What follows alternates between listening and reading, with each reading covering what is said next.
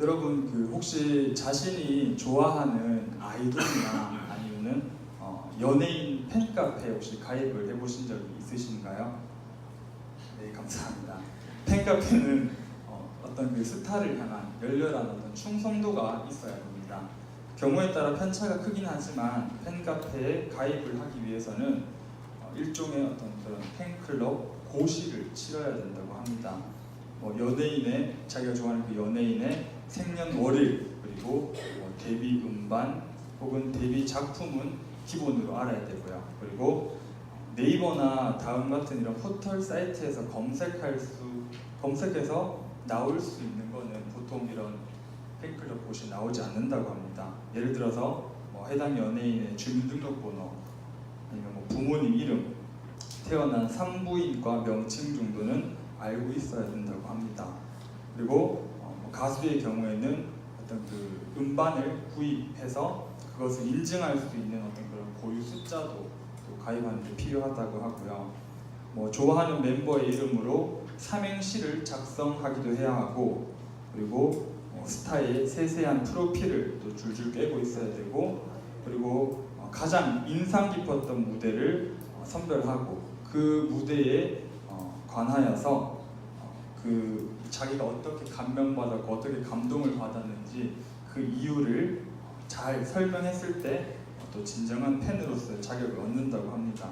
그리고 이렇게 모든 프로필을 줄줄 깨고 있다고 하더라도 이게 끝이 아니라고 합니다.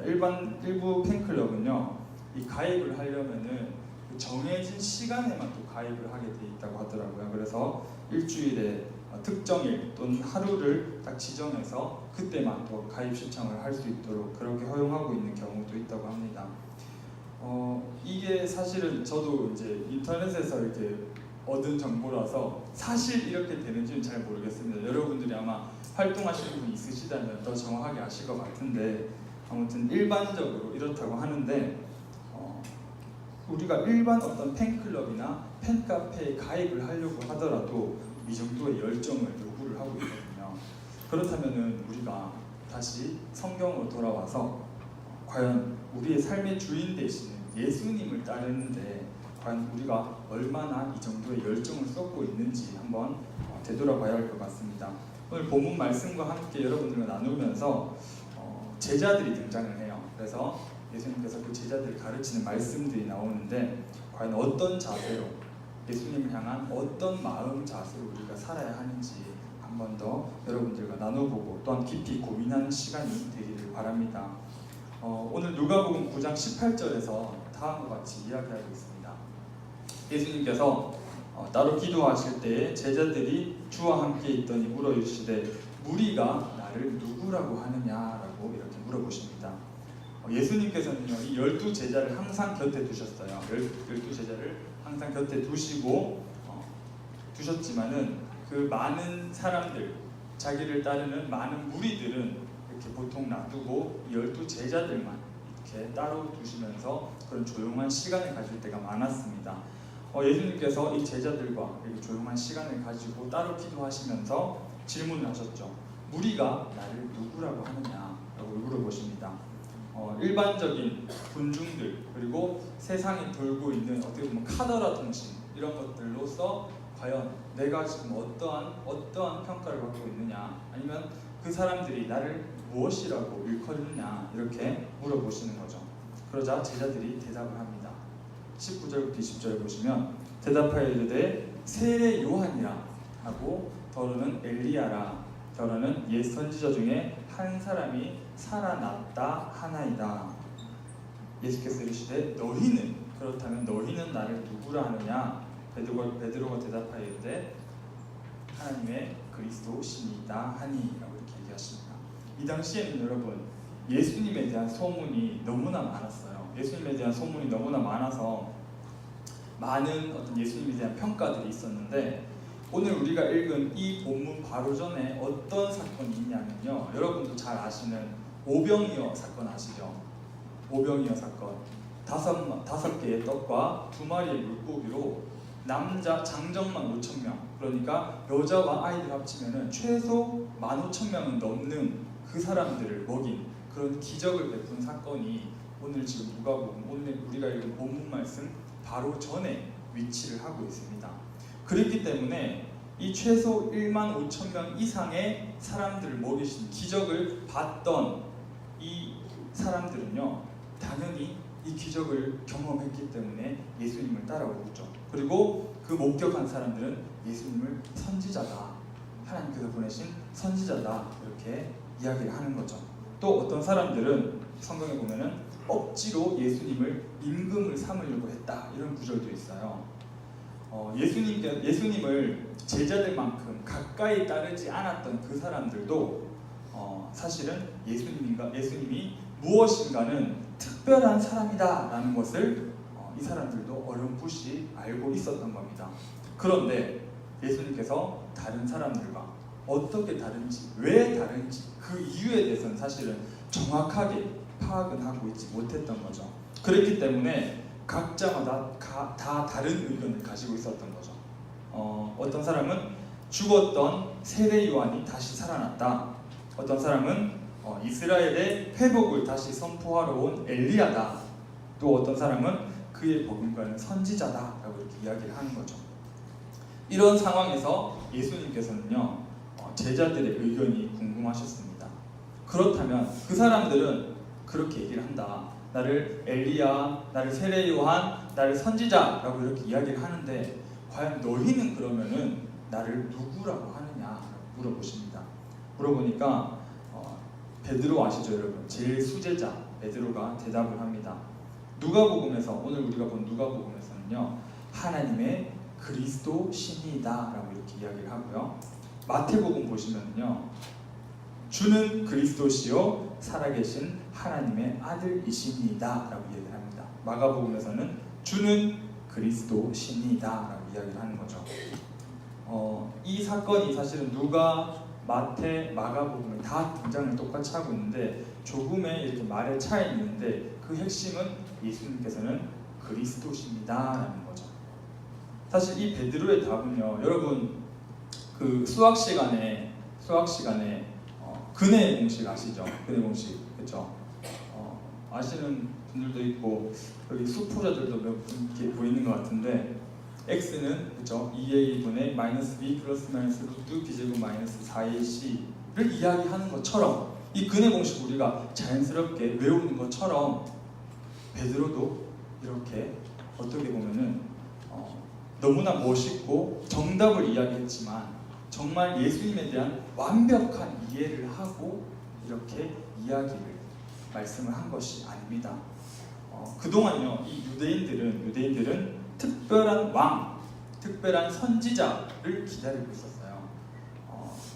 제가 몇 번 이제 이전 설교 시간에 얘기를 했었는데, 이 사람들이 기다리는 것은 그냥 어떤 우리를 죄에서 구원하실 이런 메시아가 아니라 정치적으로, 우리 민족을 정치적으로, 경제적으로, 군사적으로 우리를 꺼내서 우리 민족을 아주 강대하게 만들 수 있는 그런 메시아를 정말 그 옛날부터 구약시대 때부터 계속 기다려왔던 거죠.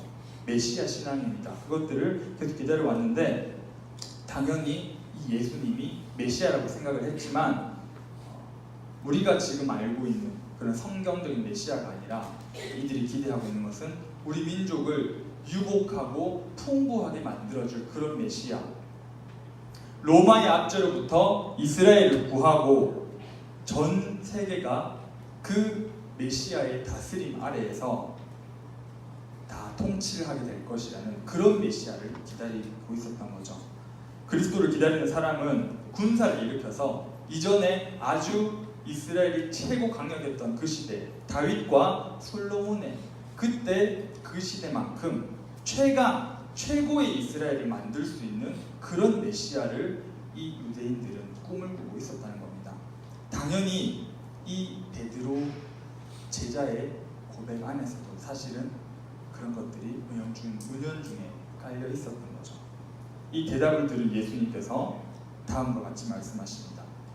경고하사 이 말을 아무에게도 미루지 말라라고 말씀하십니다. 그리고 이어서 이르시되 인자가 많은 고난을 받고 장로들과 대제사장들과 서기관들에게 버림받아 죽임을 당하고 제3일에 살아나야 하리라 하십니다. 예수님께서 하나님의 아들이시고 이 그리스도라는 이 메시아라는 사실을 왜 이야기를 하지 말라고 했냐면요, 이 사람들이 정말 우리 예수님께서 우리들을 죄에서 구원하실, 정말 우리 인간을, 이 인류를 죄에서 구원하실 그 메시아로 인식한 것이 아니라 모든 사람들이 거의 다가 아까 방금 말씀드렸던 정말 자신들이 기대하던 정치적, 군사적, 경제적 이 메시아를 기대했기 때문에 이 그리스도라는 고백 자체도 사실은 이 사람들이 아는 것에 큰 도움이 되지 않았기 때문에 이 말을 아무에게도 이루지 말라라고 이야기를 하시는 겁니다. 제자들조차도, 그렇게 예수님과 24시간 붙어 다니던 제자들조차도 이러한 사실을 다 이해하지 못했기 때문에 아무에게도 말씀하지 말라고 이야기를 하시면서 가장 중요한 정보를 이야기해 주십니다. 인자가 많은 고난을 받고 많은 사람들에게 버림받고 죽임을 당하고 제3일에 다시 살아날 것이다 라고 이렇게 이야기를 하시는 거죠. 그동안 이 제자들이 그들의 경험에 비친 이 예수님과의 미래는요 아주 밝았어요. 이 말을 듣기 전에. 왜냐하면요, 예수님 그동안 이렇게 지내온 쭉 사역들을 보면은 고비 때마다, 어려운 시험을 당할 때마다 승리를 하셨습니다. 그리고 예수님은 빈틈없는 논리로 비판하는 사람들의 입을 다 닫아버리셨어요. 그리고 그분은 수천 명을 치유하시고 고치셨습니다. 그리고 예수님께서 가시는 곳마다 귀신들이 다 달아났습니다. 그리고 사람들은 예수님을 더욱더 많이 따르고 예수님은 그 사람들을 완전히 매료시키는 그런 교훈과 말씀들을 가르치셨죠. 사람들도, 따르는 사람들도 더 늘어나고, 그러다 보니까 이 제자들은 기대했던 거죠. 아, 이분이 정말 우리가 그 기대했던 메시아구나 라고 기대를 했는데 예수님의 말씀은 그들이 기대했던 것과는 전혀 달랐던 거죠. 3일 후에 죽을 것이다, 고난을 받을 것이다, 대제사장들과 장로들에게 버림받아서 죽임을 당할 것이다, 이런 말씀들을 하십니다. 그리고 나서 이어서 이 말씀을 하십니다. 다 같이 한번 읽어볼까요? 여러분 약간 피곤하신 것 같은데 누가복음 9장 23절에서 27절까지 다 같이 한번 읽어보겠습니다. 9장 23절에서 27절까지 잠깐 깨시고 다 같이 한번 읽어보겠습니다. 9장 23절에서 27절까지 시작. 또 우리에게 이르시되 아무든지 나를 따라오려거든 자기를 부인하고 날마다 제 십자가를 지고 나를 따를 것이니라. 누구든지 제 목숨을 구원하고자 하면 잃을 것이요 누구든지 나를 위하여 제 목숨을 잃으면 구원하리라. 사람이 만일 온 천하를 얻고도 자기를 잃든지 빼앗기든지 하면 무엇이 유익하리요? 누구든지 나와 내 말을 부끄러워하면 인자도 자기와 아버지와 거룩한 천사들의 영광으로 올 때에 그 사람들을 부끄러워하리라. 내가 참으로 너희에게 이르노니 여기 서 있는 사람 중에 죽기 전에 하나님의 나라를 볼 자들도 있느니라. 아멘. 방금 읽은 말씀에 예수님께서는 제자로서의 삶을 살기 위해서 잊지 말아야 할 너무나 중요한 세 가지 말씀을 하십니다. 첫 번째는 무엇이냐면요, 제자는 자기를 부인해야 합니다. 제자는 첫 번째 자기를 부인해야 합니다. 이 부인이라는 말은요, 어떤 우리가 즐기는 어떤 세속적인 즐거움을 아예 빼앗는다 이런 의미가 아니고요. 예수님을 따르기 위해서, 그리스도를 따르기 위해서는 지켜야 할 수도 있고 또한 지키지 않아야 할 때도 있다는 거죠. 자기를 부인하는 것의 핵심은요, 바로 예수님의 뜻에 순종하는 것이 바로 자기를 부인하는 것의 진짜 의미입니다. 우리가 원하는 것을 거절하고 그분이 원하시는 것, 예수님께서 원하시는 것을 받아들이는 것이 바로 자기를 부인한다라는 의미입니다. 기독교는요, 여러분, 기독교는 어떤 일정한 법규를 준수한다거나 아니면 특정한 철학을 선택해서 그것대로 살아가는 것이 아니라 기독교는요, 예수님께 전적으로 순종하는 것이 바로 기독교입니다. 둘째, 제자는 자기 십자가를 져야 한다고 이야기하십니다. 여러분, 이 시대에는요, 사형을 집행할 때, 십자가형을 취할 때는요, 사형수들이 그 처형 도구를 직접 들고 갔다고 합니다. 그렇기 때문에 예수님도 십자가를 지고 그 골고다 언덕으로 올라가신 거죠. 그리고 이 예수님 이외에도 십자가형을 당했던 모든 사람들은 자기가 매달릴 나무나 십자가를 다 지고 그렇게 언덕을 다 올라갔어요. 따라서 자기 십자가를 진다는 말은요, 우리가 내 십자가를 진다는 말은 내 욕구를 하나님의 뜻에 따라서는 사실은 무시할 때도 있어야 한다는 거죠. 내 욕구, 내가 원하는 대로만 사는 것이 내 십자가를 진다는 의미가 아니라 내가 원하는 것, 내가 나의 욕구조차도 내 십자가를 지기 위해서는 억제하거나 그것을 절제할 때도 있어야 된다는 말입니다. 셋째, 제자는 그리스도를 따라야 한다고 방금 본문 말씀에서 이야기를 했습니다. 따른다라는 이 동사는요, 따른다라는 이 동사는 어떤 사람의 뒤에서 같은 방향으로 걸어가는 것을 따른다라고 이야기합니다.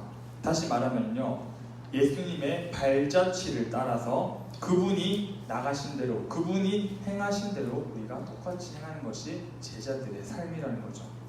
그분에게, 예수님에게 나아갔던 그 길은요, 죽음으로 향했던 그 길입니다. 그렇기 때문에 우리가 그분을 따라간다는 길은요, 죽음으로 이어질 수도 있고 그렇지 않을 수도 있지만 어떤 이유를 불문하고 우리가 정말 예수님의 참된 제자가 되기 위해서는 기꺼이 스승이신 예수님의 길을 따라야 한다는 거죠. 우리가 교회를 다닌다고 해서 다 그리스도인이 아닙니다. 교회를 다닌다고 해서 다 예수님의 제자는 아닙니다. 제자는요, 여러분, 그리스도를 따르는 자가 제자고요. 그분을 믿는 것, 그 이상을 의미합니다. 마음으로 믿지만 순종이 없다면 과연 제자라고 이야기할 수 있을까요? 우리가 태어난다고 해서 그 사람이 반드시 생존하는 건 아니잖아요. 우리가 태어난다고 해서 그 사람이 항상 오래 사는 것은 아닙니다.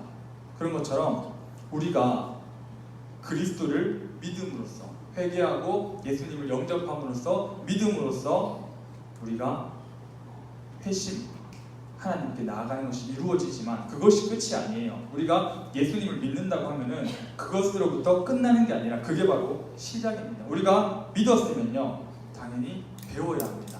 우리가 이렇게 말씀을 나누는 것처럼 기도를 하고 성경을 읽고 찬양을 하는 것처럼 믿었으면은 배워야 합니다. 그리고 배우면은 우리가 변화가 되는 거죠. 변화가 됩니다. 그리고 변화가 되면은 우리가 순종할 수 있게 되는 겁니다. 이것이 여러분 참된 믿음이고 참된 그리스도인의 나가야 할 길이라는 거죠. 이 당시 제자들은요, 예수님께서 진정으로 하나님이시고 진정으로 유일한 구원자이심을 잘 알지 못했어요. 제자들도 동상이몽 같이 있었지만 전혀 예수님과 다른 생각을 가지고 있었습니다.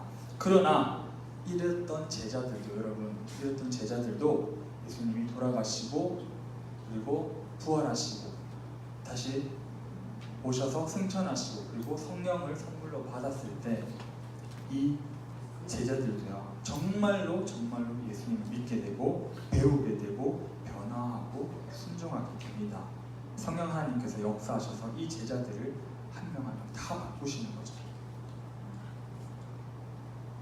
작아서 잘 안 보일 수도 있는데요, 이 12제자가 어떻게 죽었는지 정리한 그런 표예요.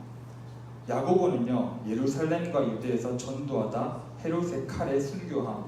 안드레는 스구디아 헬라 소아시아에서 전도하다 십자가에서 순교함. 도마 아시죠? 물씬 많은 도마라고 우리가 보통 얘기 많이 하잖아요. 이 도마도 메데 바사 인도에서 전도하다가 창에 찔려 순교함. 빌립 터키에서 전도하다 기둥에 매달려 순교함. 바돌로메 전승에 의하면 아르메니아에서 전도하다가 순교함. 마테 에티오피아에서 목베임 당하여 순교함. 야고보 블레셋과 애굽에서 전도하다가 순교함. 다데오 바사에서 활에 맞아 순교함. 시몬 십자가에 못 박혀 순교함.